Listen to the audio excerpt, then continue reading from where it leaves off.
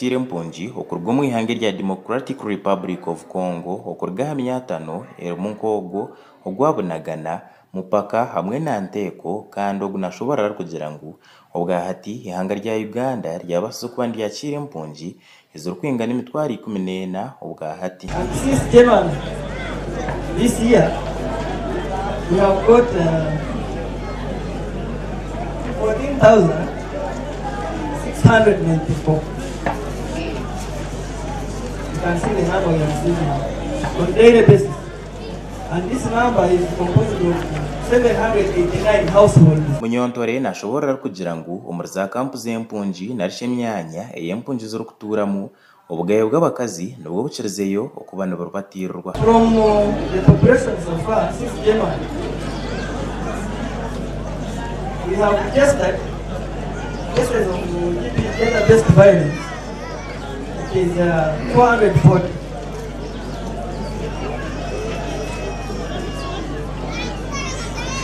Female 430. Then male is dead. But it's important to note, when you hear gender-based violence, these cases registered happens here, not in Kisoro or Uganda. These are cases from DRC.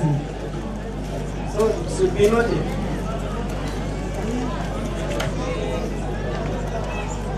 So the GBV cases now registered, and this includes among others, we have rape, sexual assault, physical assault, forced marriages, denial of resources, opportunities and services. We have psychosocial and emotional diseases.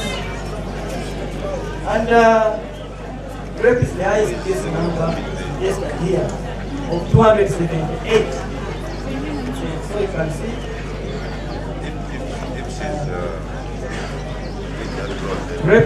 Munyontore nasima abanya-Uganda hamwe na government y'ihanga rya Uganda ahubwo kugira ngo nibikiriza kandi bagira ubumwe n'enkwatanisa okubana bacire mpunjezi kandi bakazituza mu ihanga ndiyo rumwe. For having the sense of humor, serving humanity with one heart and helping Uganda.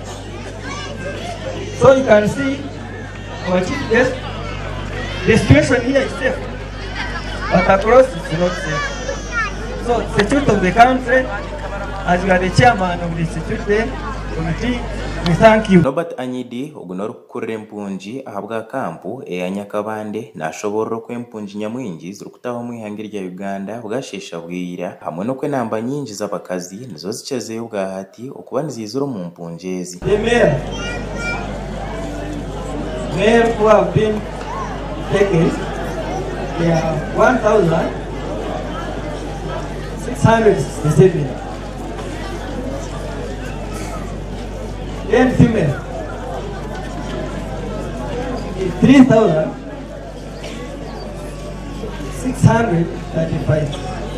So you can see the number of women is high. One of the major activities we want to focus on is to rally the support of men to join the rest of the world in fighting violence against women, because we are the main perpetrators.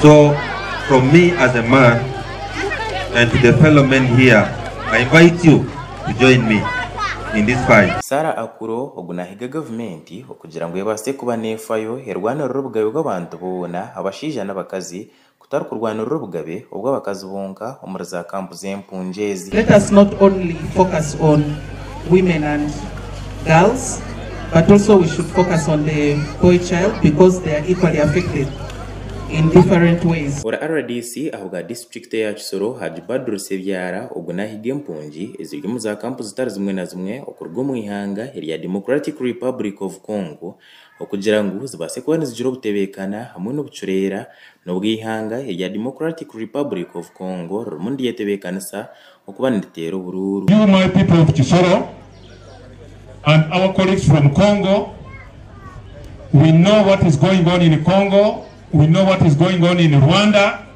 It's not good. Sebyala hona nayongera ashobora kugira ngo imihondano hamwe n'entaro ebiryo mu ihanga irya Democratic Republic of Congo biyona nibikomoka hagati y'enganda iziryo mu ihangeri ahubwo butikirizana. You are here because of some of you are tribalistic, you are fighting among your clans.